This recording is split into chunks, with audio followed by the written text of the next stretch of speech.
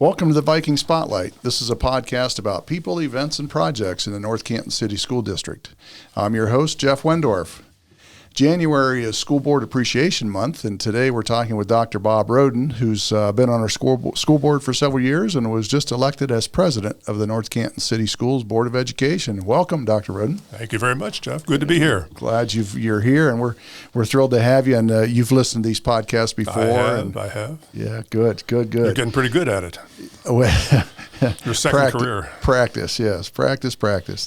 You're no stranger to most of our listeners who have grown up and been around North Canton. You've certainly been involved in the school quite a bit. For those that don't know, you worked as a teacher, principal, and superintendent in North Canton City Schools. And in addition to your service here, you also were an associate superintendent with the Stark County ESC Educational Service Center, and helped in various districts across the county. And you also worked as a principal at Hartville Elementary for a little bit, and dean of students at the Portage Collaborative Montessori School, which is part of our district, exactly, basically. Yeah, we'll talk about the Montessori and the Portage Collaborative, but ourselves and Jackson, Plain, and Lake and Canton City all share in that Montessori school. Correct. And have quite a few kids there. So it's about 30 years old. Yeah, almost. Yeah, and you were a father of the Montessori school. So yeah. I had a little bit to do with it. Peg McLean was the big driver in that as my assistant and director of curriculum. But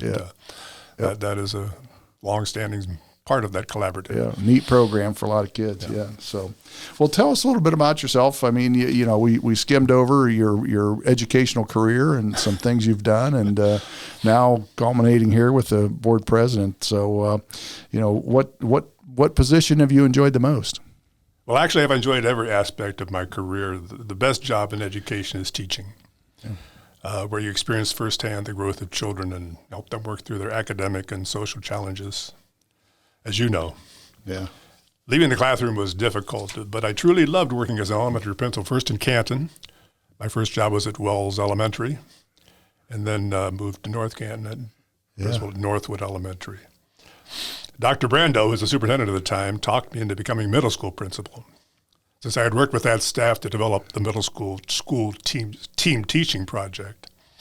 Although I was reluctant to take that age level, I found I very much enjoyed working with that unique age group. Yeah.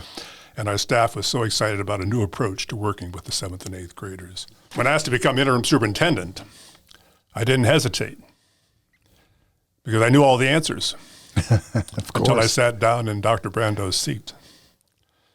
But with the help of my administrative assistant, Shirley Roosh, God bless her, a very supportive board, quality assistants, and numerous mentors, I adjusted quickly. Leaving North Canton and moving to the Educational Service Center was an extremely difficult decision because we had just passed a bond issue to build a new high school and renovate all the other schools in the district. Everything was going well. But I made the change and truly valued working with the young and seasoned educators in all 17 school districts in the county. The bottom line is I have enjoyed every aspect of my educational adventure and was blessed to be able to end my formal career as an elementary principal in Hartville. I just want to emphasize that I've done nothing in my career on my own. I've had a lot of help. A lot of people have given me their assistance and mentoring, and I very much appreciated that, including God. Great stuff. Well, that's quite a career. And, people ask me, I've been an assistant principal, teacher, principal, superintendent, and all those, and coaching and so on. And it's of those that I would go back and do again if I had a choice to do any of them, it would either be as a teacher or an assistant principal. Yeah, you deal with kids and help them make better choices, right? Yeah. So, well, when you retired, you decided to run for a seat on our Board of Education. And what made you decide to run for the board? I'd considered the possibility years ago. Peggy McLean, my curriculum director, and I had discussed running as a team. Mm-hmm. But we both decided at that time to stay comfortably retired. About 6 years ago, my dear friend Susie Van Vranken and I had several conversations about school issues. At some point, I asked her, would it be helpful if I ran for the board? She enthusiastically said yes. And then my next step was to talk to you to see if you would mind having the former superintendent work with you as a school board member. It's been phenomenal. It's been great to know yes that somebody sat in that seat and understands the different excitement that we get to face on a daily basis. Exactly. Yeah. Exactly. Well, my intention was to run for one term. Last year, the term was challenging with COVID and so forth, but then we experienced graduation in the stadium. I could see the faces of the students, and their speeches were priceless. So I thought, why not? My first thought was I'll be 80 at the end of my term. And then I thought, well, God willing, I'll be 80, whether I'm on the Board of Education after 4 years or not. Sure. So I put up no signs, had no treasure. I just left the decision up to the community. Yeah, and there it is. Yeah, great. Well, it was that's an easy choice for our community, to have Dr. Bob Roden on a school board and helping influence kids. So we appreciate what you do, and I know that, as I mentioned, January's Board Recognition Month by the Ohio School Boards Association, and we certainly want to recognize you and the rest of the board for what you do each month to come in and more often every day when you take phone calls or talk to folks about educating kids in North Canton. It's much appreciated and well done. Thank you. What do people know? What should they know about being a board member? It's a lot different than teaching, I'm sure. It is. It is. Share a little bit about your role as a board member. Well, and I sit at the board meetings and just look at you and think, I'm glad I'm not the superintendent. But our major responsibilities involve hiring the best superintendent possible and a high-quality treasurer, then evaluating and supporting them. We set policy and are the final approval for hiring and other items that come before us. Mm-hmm. As community members, we have the opportunity to listen to concerns of the people in the community. We advise the administration on occasion, but the important thing to remember is we do not run the day-to-day operations of the school. I think my experience as a teacher and principal and superintendent help me in that role. Sure. This pretty much sums it up. Yeah. So, great. Well, that's great, and I can tell you, I love having you on the board. You understand the big picture, and sometimes we all can get in the minutia, but it takes a team, and we all have our roles, and we seem to be all rowing in the same direction right now, and things are going great, and it's a great place for kids and like I say, I understand what it is to be a teacher. I understand what it is to be a principal and administrator, superintendent, and Right. And now you're board president. Any particular roles or thoughts on that particular seat? Well, I think we're blessed, as you said, to have a very competent and well-balanced board. Two of our board members are parents. Right. One happens to be an attorney, which is helpful. The rest of us are either former parents, former grandparents. Mm-hmm. I'm going to have some grandchildren coming in. They will be in the school shortly. And I'm a former educator. We all serve for the right reasons, which I think is important, because we all know it's about the kids and what is best for them. Quite honestly, I'm honored to have the opportunity to work with this quality team of other board members. Yeah, it's a great team, and we make those tough decisions and keep going and trying to, certainly, like you just said, keep the kids in mind and keep them as our center focus. But so you mentioned that you were here in the mid-'90s and was superintendent at the time, and I believe there was a bond issue about that time to build a new high school. We tried three times. We tried, and the third time was a charm. And I think the community helped us to figure it out. What was the best way to do this? Yeah, so you've been on a couple building projects previously, yes. and one of them worn out a lot of shoe leather on these things. One of them we're sitting in, part of this building. Exactly. Yeah. So what's that mean for new buildings, and we have 2 new buildings coming up now that are going to open in August, and what's that mean to a district? I am extremely enthusiastic about the possibilities that these schools open up for our children. Having all the grade level staff in one building will help in planning and executing. The teachers can get together, all the teachers at one grade level, and executing the best learning experiences for our kids. Plus, the children will get to learn to know each other as they move through all the grades. And the schools are all in close proximity, which I think is a good idea, too. They will be in secure facilities with enhanced heating and air conditioning systems. But I realize it involves change, and change always entails anxiety. But I know that the administration has already begun processes to alleviate the challenges for staff, students, and parents.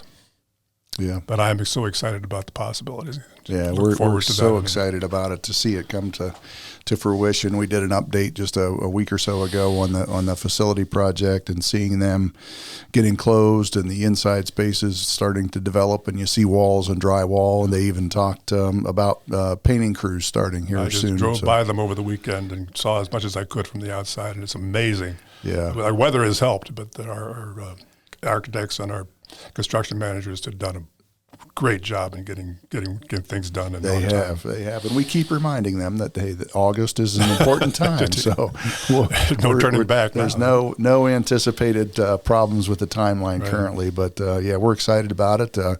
We have a community meeting scheduled for the 23rd of January to talk about phase 2. It'll be interesting to see what folks have to say about that. Yeah. So when we did our phase 1 campaigning and conversations, we talked about a phase 2. Yes. So we're going to ask if it's time. So we'll see what kind of the good news is most of it will be paid for by the state. Right. Yeah. We have to come up with a small portion. And we'll work out the numbers and start sharing those as soon as possible. But so that's exciting. So you've been around in education for a few years, a few decades. What's changed? Yes. Well, I'm one of few individuals who still possess a permanent teaching certificate. Not too many of us around anymore. You're right. I could legally teach grades 1 to 8. But I'm not adequately prepared to perform the tasks we now expect of our educators. I've lived through numerous iterations of programs, standards, testing that have purported to finally solve the problems of education. Now this will solve the problem of education. But through it all, there continues to be one ultimate ingredient: a smart, caring teacher who understands the subject matter and keeps learning. Most importantly, that teacher understands the importance of creating appropriate relationships with students. And blessedly, North Canton has high-quality teachers and numerous support systems in place to help them succeed in this process of becoming an adult. Right. Well, good. Well, we certainly, and change is change is something that comes at us whether we like it or not. And it's what is it, 90% how we react to things, and 10% of what actually happens or something like that. And it's a great place for kids. I think we do a great job of preparing our kids to respond to change and respond to things that come at them. But of our 4 values, relationship might be the most important. Yeah, I think that's the key. But it's also important to realize that we have a lot of support systems, and counselors, mental health professionals, our care team coordinators. They can go out and help families who are in need. We have a nurse in every school. We have our school resource officers. A lot of folks willing to help and do a great job at it to help our teachers and our kids and our families. You mentioned a lot of folks there, and we're all on the same team, board member to teacher to custodians and bus drivers. What would you tell parents who are also partners about how to help their students succeed in school? Well, love them unconditionally throughout all the stages of development. As Mr. Evie pointed out in his podcast, they will see a different person from the time they enter middle school through the end of 8th grade. That's true. Yes, that's Having been there, I know what he's talking about. This is true from the time they enter schools and move through the grades. The kids change minute by minute, day by day, year by year. Read to them. Limit screen time. Encourage involvement in activities within the school day and extracurricular activities. Try to schedule a time each day to ask good questions and listen carefully to what they say and for what they may not be saying. Be their best advocate and expect from them their best in behavior and in their studies. Get to know the school staff. Get involved if you have time. If you have concerns, contact the teacher, the counselor, or the appropriate administrator if you feel it's important. As a parent of 5, grandparent of 17, and great-grandfather of 3, I can assure you there will be challenges, but mostly joys. Most importantly, treasure every moment because it goes by very, very quickly. It does. It does. Yes, the time thing we have no control over, do we? And it does go fast. Thinking of my kids, and now a grandbaby, not near the volume of your family, but it's so exciting to have those things. Well, just after celebrating the holidays with the clan, it's just a beautiful sight to see, isn't it? Yeah. Well, I think one of my favorite things that you mentioned there is to read. And read with your kids. Read with them, read to them. Yep, we're all on the same team, and that's a big part of what we want to do. If you can read, the door's open for life. That's for sure. Yes. For sure. Well, you mentioned earlier about being retired and so on, but my kids always joke with me about, have you ever figured out how to retire? I said, well, yeah. So you're a school board member, and that time commitment is not quite the same as a teacher or an administrator, but you're not. You're not at home sitting around a whole lot, I don't believe. And so your retirement day is certainly not slow. So tell us about your activities. I've always suggested to people who are thinking about retiring to retire to something. Yes. But I've been playing piano for the House Loretta Nursing Home once a week since my mother lived there. That was about 22 years ago. Yeah, wow. Every Tuesday. The sisters asked me, will you play the piano? Would you help us develop a program? And I said, well, sure, I can do that. And we practiced for about 6 weeks. And so I said, okay, we're done with it. We had the program. It was wonderful. And they said, well, you're coming back next Tuesday, aren't you? So for 22 years, I've been doing that. I bring my dog. A lifetime commitment, right? My unofficial therapy dog helps me with that mission. When I was dealing with students at Portage Collaborative Montessori School, I started a leadership program for 3rd and 6th graders. And I continued to volunteer with the middle school students, and they plan and execute the program every week. Neat. I started writing a column for Our Town years ago, first on parenting and then just general hot topics. And unfortunately, that magazine is no longer in publication. But I currently write for North Canton Living and Jackson Living magazines, and I enjoy that. I just like to write and random ideas, but I'm also a founding board member of the North Canton Rotary Character Counts program, which I'm not heavily involved in, but really have enjoyed working with that.